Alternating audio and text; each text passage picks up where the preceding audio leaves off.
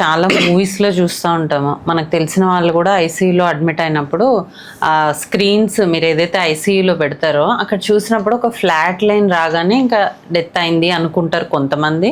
కొన్ని మూవీస్లో అలా చూపిస్తారు, కొన్నిట్లోనేమో ఫ్లాట్ లైన్ రాగానే షాక్ పెట్టేసి వెంటనే మళ్ళీ ఆ పేషెంట్ బయటికి రావడం అనేది, అంటే మళ్ళీ నార్మల్ లైఫ్కి రావడం అనేది ఉంటుంది. అసలు అలా ఫ్లాట్ లైన్ వచ్చినప్పుడు ఏంటి, ఎందుకు అలా వస్తుంది, వచ్చినప్పుడు తర్వాత అవుట్కమ్స్ ఏంటి? కరెక్ట్గా అడిగారండి. ఇది రియల్ లైఫ్కి చాలా డిఫరెన్స్. ఇది ఒక పెద్ద myth actually.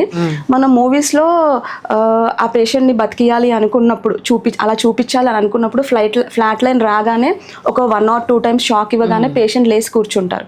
But actually science ప్రకారంగా ఒక ఫ్లాట్ లైన్, ఒక బీప్ అని వచ్చిన మానిటర్లో షాక్ ఇవ్వడం వల్ల పేషెంట్ ఎప్పుడూ రికవర్ అవ్వరు. Even guide lines doesn't suggest to shock A flat line patient. Flat line అంటే గుండె ఆగిపోయింది. సో ఆగిపోయిన గుండెకి షాక్ ఇవ్వడం వల్ల మళ్ళీ గుండె కొట్టుకోదు. అసలు ఆ కాన్సెప్టే లేదు. షాక్ ఎప్పుడు ఇస్తామంటే ఎప్పుడైతే దెర్ ఆర్ అబ్నార్మల్ బీట్స్, మనం చూస్తాం కదా, ఎరిదిమియా ఉన్నప్పుడు మాత్రమే షాక్ పనిచేస్తుంది. అంతేగాని ఫ్లాట్ లైన్ ఇస్తే, నేను 2 సార్లు షాక్ ఇస్తే పేషెంట్ లేసి కూర్చునేది ఉంటే అసలు చాలా ఈజీ అది. అండ్ మీరు రైట్లీ అడిగినట్టు చాలా మంది పేషెంట్స్ ఆ టైం కొంచెం పేషెంట్ సిక్గా ఉండి ఫ్లాట్ లైన్ వచ్చి మేము డెత్ డిక్లేర్ చేయాల్సిన టైం వచ్చినప్పుడు వాళ్ళు చాలా మంది వచ్చి అడుగుతారు, మేడం ఇంకొకసారి షాక్ ఇవ్వండి, ఇంకొక 2 times షాక్ ఇవ్వండి, మా కోసం ఇవ్వండి మేడం ఒక 2 times షాక్ అని చాలా మంది అడుగుతారు. ఆ టైంలో వాళ్ళు చాలా ఎమోషనల్ స్టేట్లో ఉంటారు.